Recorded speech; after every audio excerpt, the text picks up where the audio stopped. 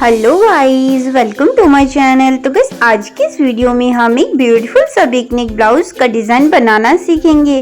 But guys उसके पहले अगर आप लोग मेरे चैनल पर नए आए हो तो प्लीज चैनल को सब्सक्राइब करना ना भूले। तो चलिए गाइस अब हम फिर वीडियो को तब स्टार्ट करते हैं। तो देखिए गाइस मैंने यहाँ पे ब्लाउज की लंबाई 13.5 लिया है। शोल्डर और आर्म होल दोनों मैंने यहाँ पे 5.5 लिया है। ब्लाउज का चेस्ट का चौड़ाई मैंने यहाँ पे 8.5 और 2 इंच एक्स्ट्रा लिया है। मैं यहाँ पे गले की चौड़ाई 3 इंच ले रही हूँ और गले की लंबाई मैं यहाँ पे 9.5 इंच ले रही हूँ और यहाँ से मैं 3.5 इंच ले रही हूँ। अब देखिए गाइज मैं इस पर किस तरह का डिजाइन का शेप बना रही हूँ। तो देखिए गाइज इस तरह से हमको डिजाइन का शेप को बना लेना है। तो देखिए गाइज अब मैं इसको अच्छी तरह से कटिंग कर लूंगी।